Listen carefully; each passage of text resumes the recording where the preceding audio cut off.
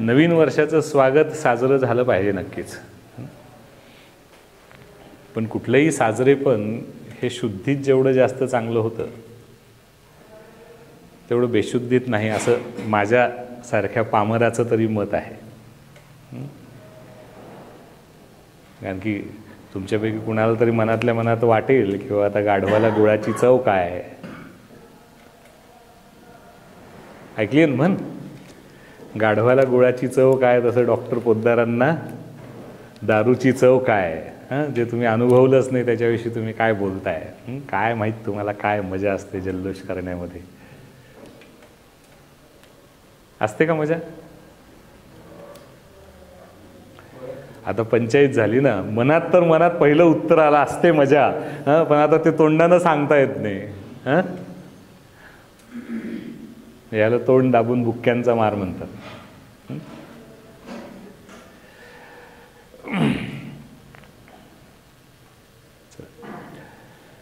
लवकरच नवीन वर्ष येणार आहे. तुम्हाला मनापूर्वक आमच्या अंतरंगतर्फे, आमच्या सगळ्या कर्मचाऱ्यांतर्फे आणि माझ्यातर्फे या नवीन वर्षाच्या हार्दिक हार्दिक शुभेच्छा. तुमचं पुढचं वर्ष जास्त सुखासमाधानाचं, जास्त समृद्धीचं आणि जास्त अर्थपूर्ण जावं. म्हणजे तुम्हाला तुमचं हे नवीन वर्ष स्वतःसाठी आणि तुमच्या अत्यंत जवळच्या लोकांसाठी, ज्यांच्यावर तुमचंही प्रेम आहे आणि तुमच्यावर ज्यांचं मनापासून प्रेम आहे. बाकी जगाचा सोडून देऊ आपण, समाजाचं सोडून देऊ. किमान आपल्या चार भिंतींमधले जी माणसं आहेत, जी आपल्यावर प्रेम करतात किंवा ज्यांना आपल्याबद्दल काहीतरी वाटतं,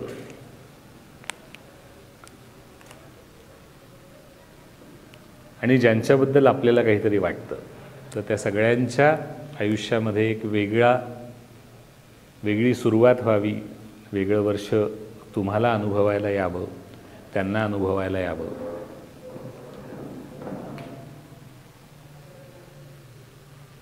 अशा आमच्या सर्वांतर्फे तुम्हाला शुभेच्छा.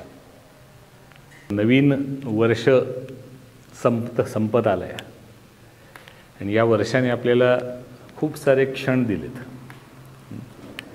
आणि त्या क्षणांमध्ये काही क्षण जे होते ते हसलेले होते, काही क्षण जे होते ते रुसलेले होते,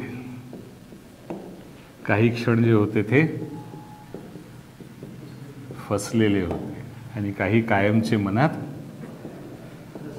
ठसलेले होते.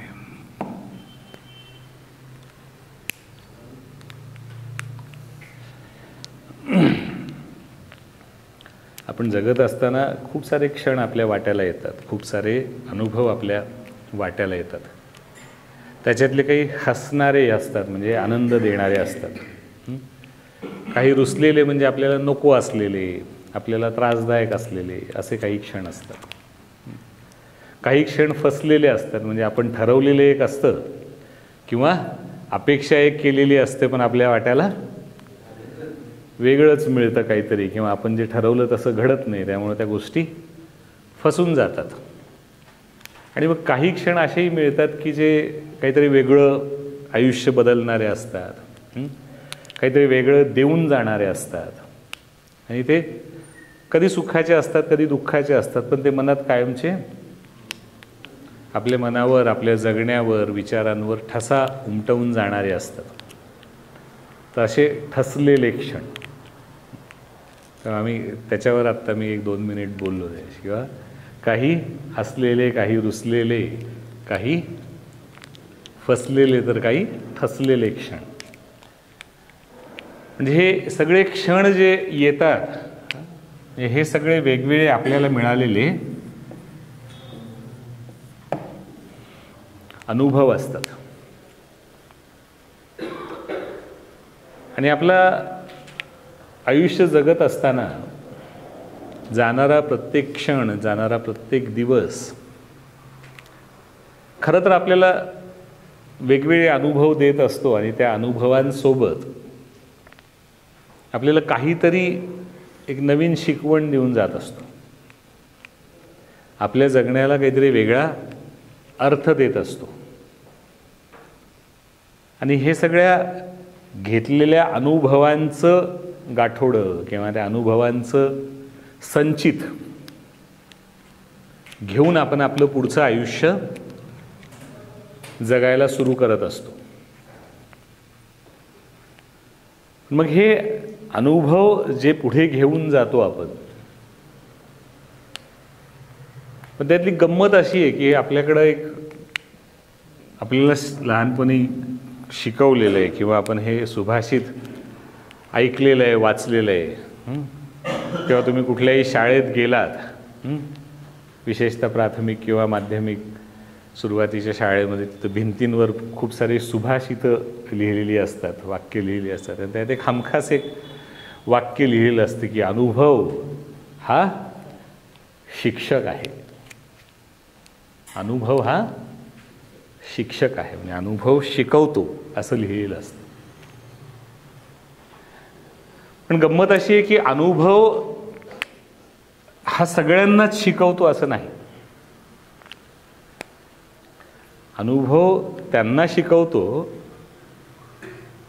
जे त्या अनुभवाचा क्लास अटेंड करतात. काय करतात?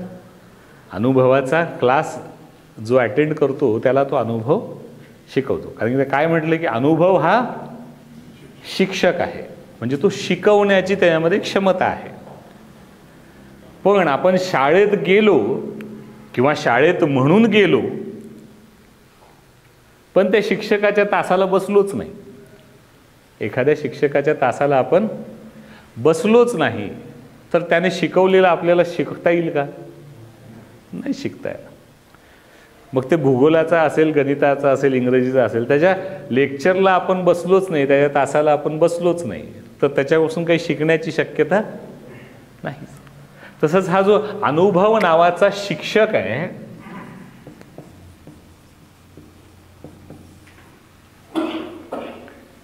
याचा तास सातत्यानं सुरू असतो, पण आपण त्या वर्गात जाऊन बसतो का नाही बसतो, हा त्यातला महत्वाचा मुद्दा आहे. आपण त्याच्या वर्गात जाऊन बसतो का नाही बसतो. कळायलंय का? कोड्याच बोलायला मी जरा. म्हणजे जेव्हा आपल्या आयुष्यात एखादी गोष्ट घडते, एखादी घटना घडते, एखादा माणूस एखाद्या पद्धतीनं आपल्याशी वागतो, त्याच्यामुळं कधी आपल्याला हसू येतं, कधी आपण रुसतो, कधी फसतं, कधी ठसतं, असे सगळे वेगवेगळे अनुभव घेतो. पण त्याच्यातून आपण, म्हणजे मी जो काल आहे तोच आज असतो का? नाही. काल जर मला काहीतरी वेगळा अनुभव आला तर मी आज वेगळा असतो. पण प्रोव्हाइडेड त्या अनुभवातून मला काहीतरी शिकायला मिळालं. म्हणजे शिकायला कधी मिळेल? त्या अनुभवाच्या शिक्षकाचा तास मला अटेंड करावा लागेल. म्हणजे तो जो अनुभव आहे, तो अनुभव आपल्याला तपासून घ्यावा लागेल किंवा त्याचं पृथक्करण करावं लागेल, किंवा त्याला इंग्रजीमध्ये म्हणतात ॲनालिसिस करावं लागेल. पृथक्करण हा तसा थोडा अवघड मराठी शब्द आहे, पण आपल्याला ज्यांनी मराठीमध्ये सायन्स विज्ञान शिकलेलं आहे त्यांनी तो ऐकलेला शब्द आहे, पृथक्करण. संधी विग्रह हा आपल्या भाषा विषयामधला शब्द आहे. आणि पृथक्करण म्हणजे एखादं विज्ञानामध्ये आलेला हा शब्द आहे आपल्याला, की प्रयोगाच्या विज्ञानाचे जे प्रयोग आपण करायचो, की म्हणजे एखादं तुम्हाला मिक्सचर दिलं तर त्याच्यामध्ये नेमकं वेगवेगळे कुठले गोष्टी मिक्स आहेत हे वेगळं करून पाहणं, याला पृथक्करण करणे असं म्हणतात. बरोबर आहे का? म्हणजे जे शिक्षक असतील, म्हणजे आता माझं बरंच काळ लोटला आहे ह्या सगळ्या गोष्टींना,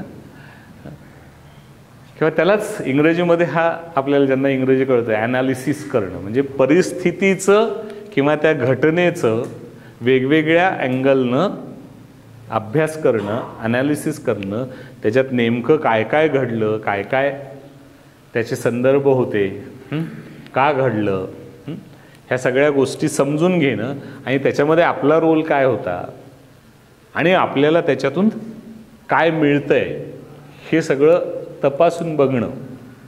म्हणून मी साधा शब्द तपासून बघणं, आपला अनुभव तपासून बघणं. जेव्हा आता तुम्हाला अनुभव आला की चला डॉक्टरला दाखवून येऊ असं ते म्हणाले आणि डॉक्टरांच्या केबिनमध्ये आणलं की चांगली उचल बांगडी करून इथं वरच्या मजल्यावर आणून टाकलं, ज्याची आपल्याला काही अपेक्षा नव्हती. आणि इथं एक महिनाभरासाठी तिथं बाहेर एक मोठं कुलूप लावून ठेवलं, 4 दांडगे इथं उभे केले आणि बाहेर काही जाऊ दिना गेलेत.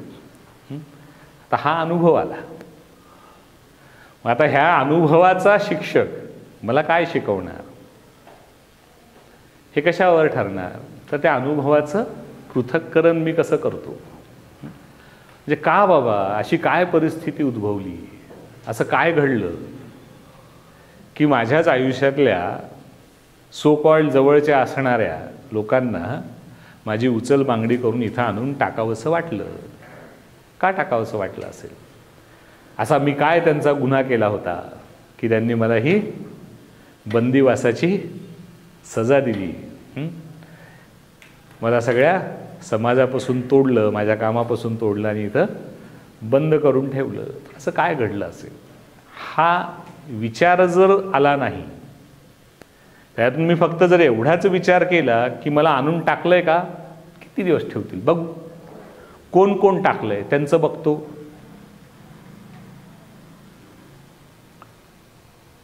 आता हे काय माहिती आहे का, हा जर विचार असेल मनामध्ये की किती दिवस ठेवतील आणि काय करतील आणि कोण कोण टाकलंय आणि मग बघतो, हा जो विचार आहे ना, ह्याला पृथक्करण म्हणत नाही. हा विचार म्हणजे काय, ॲक्शनला दिलेली रिॲक्शन आहे. ॲक्शनला दिलेली रिॲक्शन, त्याने घेतलेली ॲक्शन त्याने आपल्याला इथं आणून टाकणं आणि आपला राग आणि त्याच्याबद्दल काहीतरी त्यांना दूषणं देणं किंवा त्यांच्यासाठी काहीतरी वेगळे मनसुबे आखणं, ह्याला फक्त आपण रिॲक्शन म्हणतो. आणि एक गंमत आहे बघा की ॲक्शनला ज्यावेळेस आपण रिॲक्शन देतो,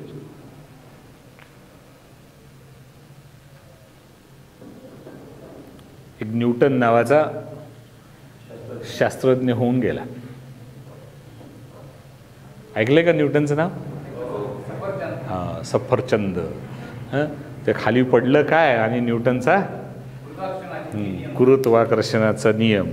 तर त्याचाच एक नियम पण आहे, म्हणजे अजून एक नियम, त्यातला एक नियम असा आहे की every action has equal and opposite reaction, असा त्याचा एक नियम आहे. म्हणजे तुम्ही जर जोरात ह्या भिंतीवर बुक्की मारलीत तर जेवढ्या फोर्सनं तुम्ही बुक्की माराल तेवढ्या फोर्सनं समोरच्या त्या ह्याच्यामधून तुमच्या ह्याच्यावर सुद्धा तो इम्पॅक्ट बसतो.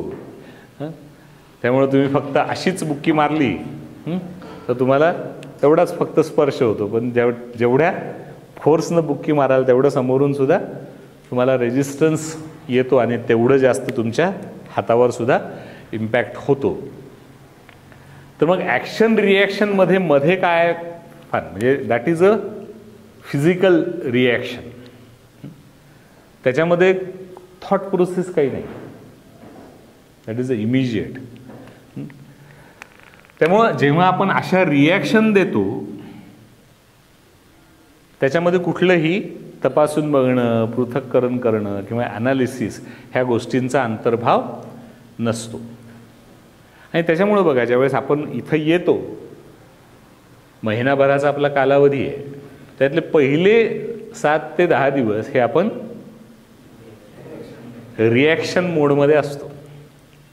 मग थोडंसं डोकं शांत झालं की मग आपण आपल्यापैकी काही जण, सगळेच म्हणणार नाही मी, पण आपल्यापैकी काही जण थोडंसं तपासून बघायला, थोडंसं पृथक्करण करायला, खोलात जायला सुरुवात करतात. का असं का? आणि मग जो त्या ॲक्शनला येतो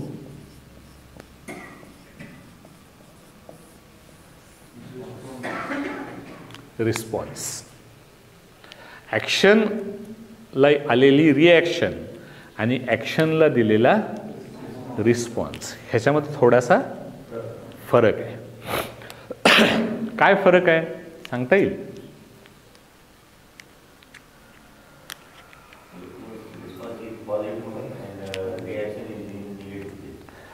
हां, म्हणजे आता खरं तर रिस्पॉन्स हा पॉझिटिव्ह असेल का नाही हे परत अजून डिपेंड आहे बरं का. कशावर डिपेंड आहे?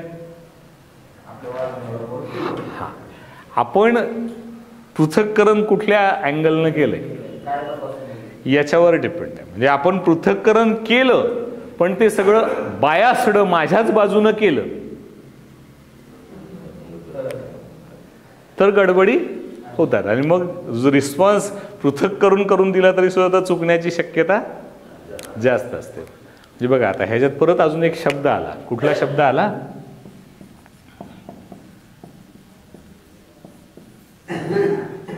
बायास्ड. ह्याला मराठीमध्ये शब्द आहे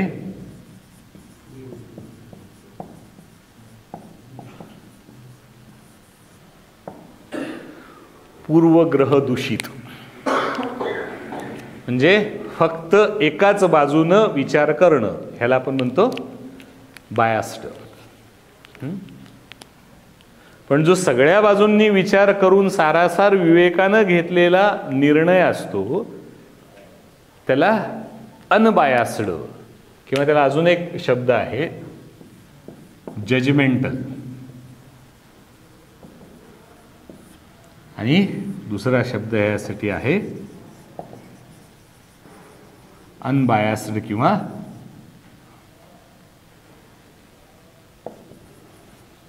नॉन जजमेंटल. म्हणजे फक्त मला काय वाटतं याचा विचार न करता सारासार सगळ्या अँगलनं विचार करून घेतलेला स्टँड, घेतलेला निर्णय आणि त्याच्यानुसार दिलेला प्रतिसाद. ह्याला रिॲक्शनला मराठी शब्द आहे प्रतिक्रिया, ॲक्शनला शब्द आहे क्रिया आणि रिस्पॉन्सला शब्द आहे प्रतिसाद. म्हणजे प्रतिक्रिया की प्रतिसाद.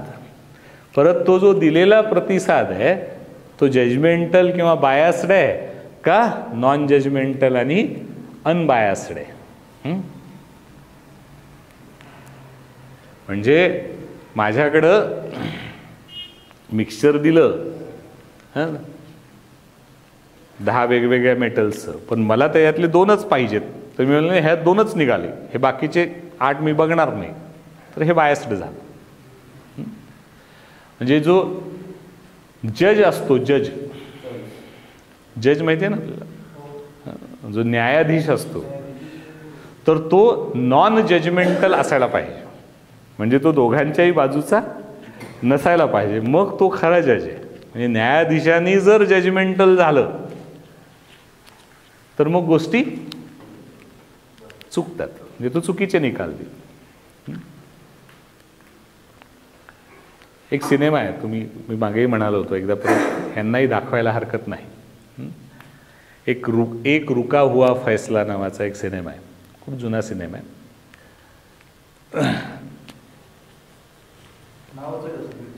पिक्चरचं नावाचं आहे एक रुका हुआ फैसला. आम्ही मागे पाहिला होता तो, माझ्या सगळ्या काउन्सिलरसोबत आम्ही त्याच्यावर 1-1.5 तास चर्चा केली होती. त्यामुळे एकदा दाखवा त्यांना एक रुका हुआ फैसला. ॲक्च्युली तो एक ओरिजिनल इंग्लिश सिनेमा आहे, 11 अँग्री पीपल नावाचा, का 11 का 12 अँग्री पीपल नावाचा. अतिशय सुंदर सिनेमा आहे. त्याचं जस्ट एक थीम सांगून देतो तुम्हाला, की पूर्वी अशी सिस्टीम होती की एक जज असायचा आणि सोबत ज्युरी असायची.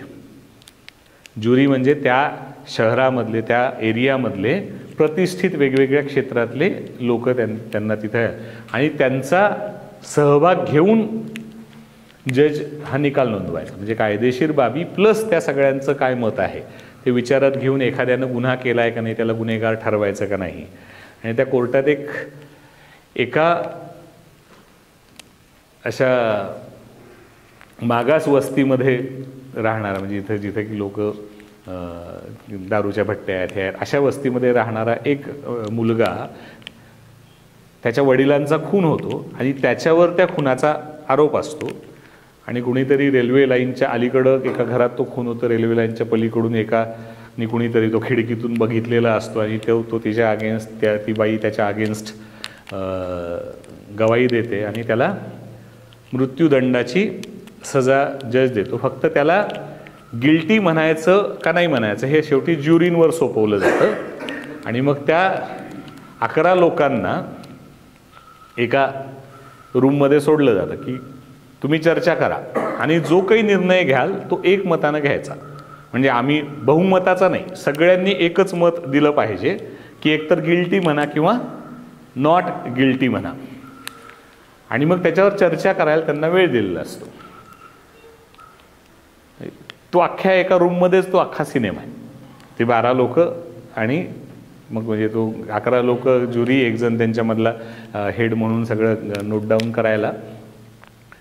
आणि जेव्हा सुरुवात होते त्या सिनेमाची तर त्या 12 मधले 11 लोक म्हणतात की ही इज गिल्टी आणि फक्त एक जण म्हणतो की ही इज नॉट गिल्टी. पण एकाला सुद्धा सोडता येत नाही. मग एकतर ह्या 12 जणांनी त्याला कन्व्हिन्स करायचं किंवा ते नाही ह्यांना कन्व्हिन्स करायचं. आणि मग पिक्चर संपता संपता हळूहळू एक एक एक एक एक जण त्या नॉन गिल्टीमध्ये सामील होतात आणि शेवटी ही इज नॉट गिल्टी असं सगळेजण मिळून एकत्रितपणानं निर्णय देतात. तो असा सुंदर आहे. म्हणजे त्याच्यामध्ये मी हा रेफरन्स कशासाठी देतो, आत्ता जे आपण म्हणतो जजमेंटल आणि नॉन जजमेंटल, त्यातले जे 11 जण जे असतात जे त्याला गिल्टी म्हणत असतात ते जजमेंटल असतात. म्हणजे त्यांच्या पूर्वग्रहानुसार त्यांनी त्याला दोषी ठरवून मोकळे झालेले असतात. तो एकटाच नॉन जजमेंटल असतो की तो म्हणत असतं का मला ह्यात अजून सुद्धा शंका वाटतात. आणि मग तो चर्चा होत राहते आणि सगळेजण मग त्या ह्याला येतात. त्यामुळं एखादा जज जो असतो तो नॉन जजमेंटल असला तर तो त्या समोरच्या प्रकरणाला न्याय देऊ शकतो. तो जर एका बाजूने विचार करणारा, त्याच्या अनुभवांना धरून विचार करणारा असा जर असेल तर मग निर्णय चुकतात. तसंच आपलं होतं. म्हणजे आपल्याला जो काही अनुभव आलाय त्याचा अभ्यास करताना जर आपण बायास्ड किंवा जजमेंटल असू तर आपला निर्णय चुकण्याची शक्यता किंवा आपला रिस्पॉन्स, म्हणजे रिस्पॉन्स बरोबरच असेल असं नाही, रिस्पॉन्स बरोबर असण्याची शक्यता जास्त कधी होत जाईल जेवढे आपण नॉन जजमेंटल होऊ तेवढे आपल्याला ती शक्यता जास्त वाढवता येईल. म्हणजे बऱ्याचदा आपल्याला वाटतं की आपल्याला कळालंय. कसं आहे की आपण एखादी घटना पाहिली आणि आपण ती दुसऱ्याला सांगितली तर आपण घटना सांगत नाही, त्याला घटना प्लस माझं मत असं सांगतो. ही अशी खूप गंमत असते आपली. मला हे असं काही सांगायला लागलं की मला एकदम पिक्चरमधले रेफरन्सेस आठवतात. अमिताभ बच्चनचा एक पिक्चर होता, आत्ता मला नाव आठवत नाही आहे त्याचं. तर त्याचं कॉलेजला असताना एका मुलीसोबत प्रेम असतं, नंतर त्यांचं काही जुळून येत नाही, मग त्याचं ह्याचं लग्न होतं. आणि मग हा ज्या ऑफिसमध्ये नोकरी करत असतो तिथंच ती खूप वर्षानंतर बॉस म्हणून येते. आणि मग एकदम असं ते बाहेर पडताना ते एकमेकांकडे असं बघतात फक्त आणि मग आपल्या आपल्या रस्त्याला चालायला लागतात. तर तो आसराने ते बघतो आणि मग तो त्याच्या एका सहकार्याला सांगतो कि वो इधर से आया, वो इधर से आई, दोनों ने एक दूसरे की तरफ देखा, ऐसे देखा और फिर चले गए. तो त्याच्या पुढच्याला सांगतो, तो त्याच्या पुढच्याला सांगतो, तो त्याच्या पुढच्याला सांगतो. आणि मग असे 10-15 जण सांगितल्यानंतर तो परत येतो, आसरानीकडे येतो. तो म्हणतो कि दोनों आए, उन्होंने ऐसे देखा, एक दूसरे के देखा, फिर एक दूसरे के पास गए, दोनों ने एक दूसरे के हाथ पकड़े, एक दूसरे के साथ जाके गार्डन में बैठ के. तो आसरानी में, अरे मैंने तो सिर्फ चावल दिए तो तू तो खिचडी पका के लाया है. म्हणजे जेवढे आपले स्वतःचे मतं त्या गोष्टींमध्ये आपण बायास्ड पद्धतीनं, जजमेंटल पद्धतीनं मिक्स करत जातो, मूळ घटना बाजूलाच राहून जाते. त्यामुळं अनुभव शिकवतो तेव्हा जेव्हा मी त्याला तपासून घेतो, त्याचं पृथक्करण करतो, ॲनालिसिस करतो, पण ते ॲनालिसिस पूर्वग्रहदूषित नसता नॉन जजमेंटल, म्हणजे सारासार विवेकानं केलेलं.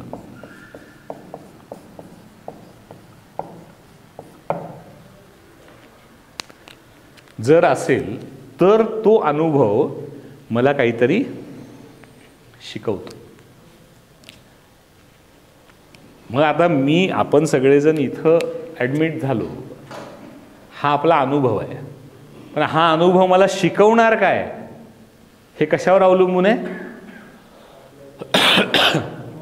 माझा सारासार विवेक किती जिवंत आहे का मी पूर्णपणे बायास्ड आहे. जेवढा मी जास्त बायास्ड तेवढा इथं माझ्या राहण्याचा काही अर्थार्थी फायदा नाही. समजतंय का? त्यामुळे तुम्ही जेवढे बायास्ड असाल तुमच्या इथल्या स्टेचा तुम्हाला शून्य फायदा आहे. जेवढे तुम्ही अनबायास्ड पद्धतीनं या स्टेकडं पाहाल, या अनुभवाकडे पाहाल, तर त्यातून शिकण्यासाठी काही गोष्टी मिळतील.